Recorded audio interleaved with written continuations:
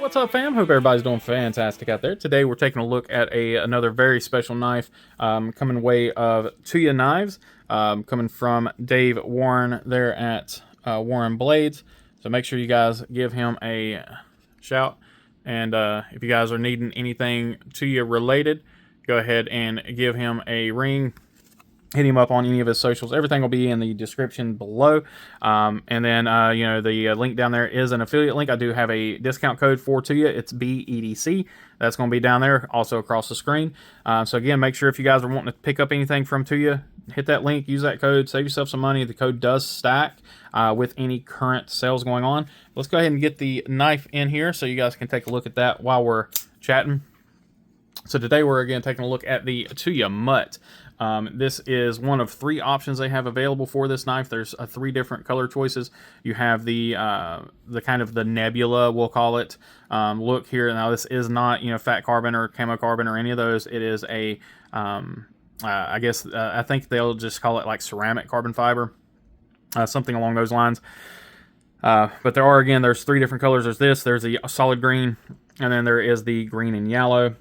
Talking about the sale, this knife is currently on sale at the time of filming due to a closeout sale of $169, and then you take my 10% off of there, so knocking that down into that $150-ish range. So a fantastic deal for what you're getting here. It's S90V, carbon fiber, titanium, and it's a whole lot of knife for that money. So talking about 3-inch blade, 7 inches overall, and only 3.3 ounces. So there's a lot of weight relief down in there. Not a huge knife, but it's kind of right in that, right on that, that small end of a good everyday carry. There's one thing I would change about the knife. We'll talk about it, but again, it's his personal preference that we'll talk about there. Then again, if it didn't have this, my wife wouldn't be trying to steal the knife. So I guess we'll call that a win either way. The S90V on this blade is ran between 60 and 62. They typically do try to get closer to that 62 from what I've seen in testing and legitimate testing, I will say. So folks that test on the proper equipment are seeing around the closer to that 62 point on the S90V from Tuya. They've been doing S90 for a while. Recently, they've kind of switched over to M390. Either way, I'm fine with either one. Both are fantastic steels.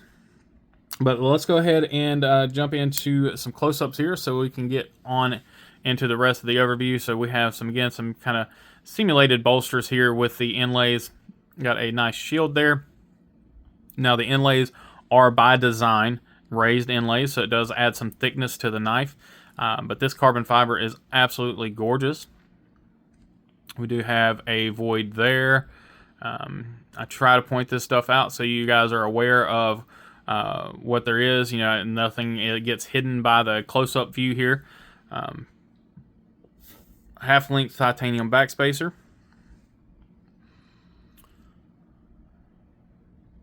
Just a standard milled pocket clip.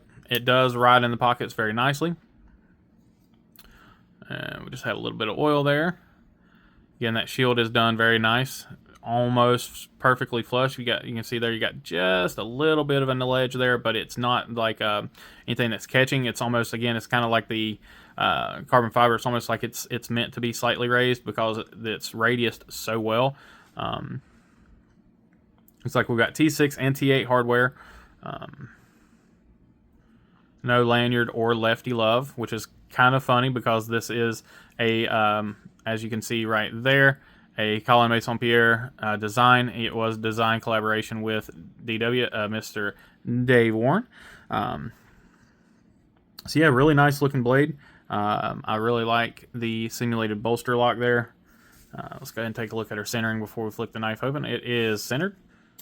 Go ahead and take a look at our lockup. Lockup is spot on. And then here we have that beautiful grind that Tuya is known for. A nice drop point. It does kind of sweep up just a little bit. But then we have that beautiful belt satin with a hand satin on the flats. It is a flat grind here, so you're looking at about a half height flat grind.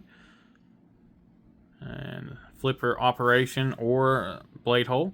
There you have all your branding right there. You got the DW logo, the CM logo, and the S90V.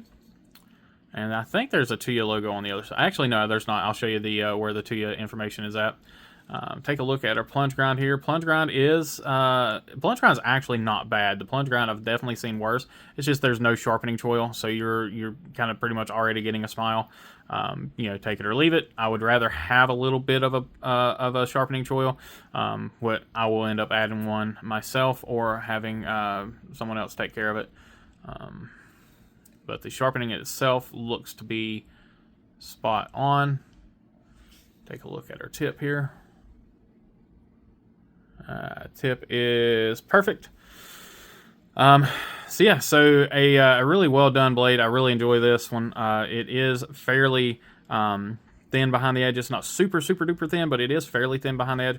But it is a freaking razor blade. It's sharp as heck. Which again, it's Tuya.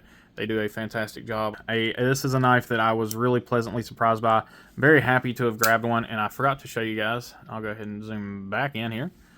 So I forgot to show y'all. There is your Tuya branding. So there are only, in total, there were 280 of these made. This particular colorway there was 107 of, and there were 74. This is number 74 of that 107. So again, the other two colors would take up that other, the rest of that 280 units. So again, this is a limited time, a limited run that they have done, and they still have some. So they're trying to make way for the 2025 releases, which is why they're doing that closeout sale right now, again, as we speak here at the end of January.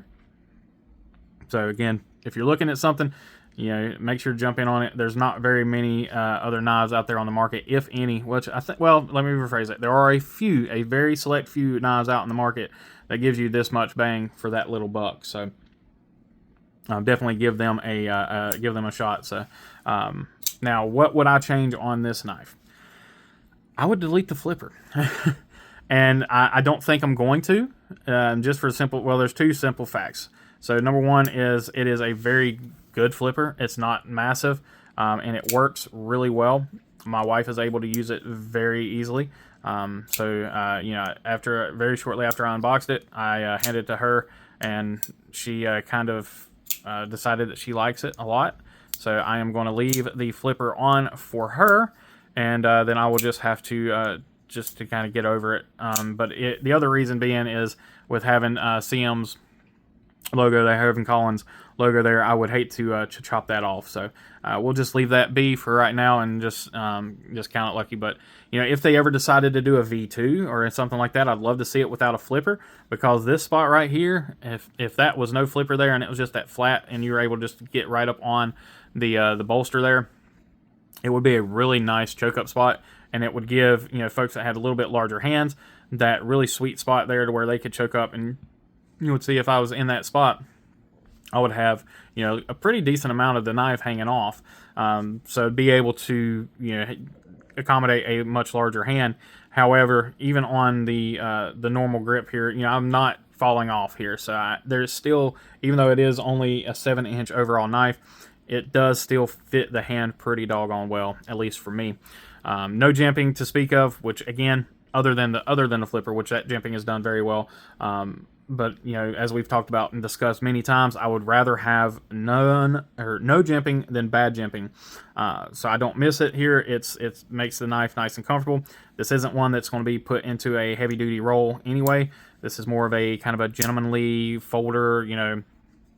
Even though you do have a flipper, you can easily slow roll the knife. So you can put this into a gentleman folder roll. It definitely looks the part, and it's not, nobody's going to look at this and go, it's a scary blade. So fantastic design by Colin and Dave, which we all know Colin does amazing work. We've seen what he does with Tuya, or seen what he does with Devo. And he's done all his stuff he's got Kubi designs out there and all over the place, but fantastic stuff all around. And, this design is definitely no different. So, it's just really stinking good. No hot spots. You feel the pocket clip, Milled pocket clips are kind of hit or miss. Sometimes you feel them, sometimes you don't. This one you do feel, but it's not, there's no sharp edges or anything, so it just feels like a little bit extra of the knife kind of poking out there. So no real issues with that creating a hot spot or anything. The pivot is tooled on both sides, but if I remember correctly, I remember watching a disassembly video, and if I'm not mistaken, it is a captive pivot, even though it is tooled on both sides. Both the toolings are done very well there, and that's no surprise. It's very typical of Tuya knives to have a good tooling on their screws, so no issues there. And yeah, I don't know. I definitely think this is one that got slept on a lot, and I don't see how there are any of these available, let alone over 100. As far as I understand, there's over 100 of these that are left at Warren Blades. So, you know, if it's one that you've been looking at, now's the time. But with that, I appreciate each and every one of you. As always, please remember to be kind, be humble, and be EDC. We'll catch you on the next one. Take care.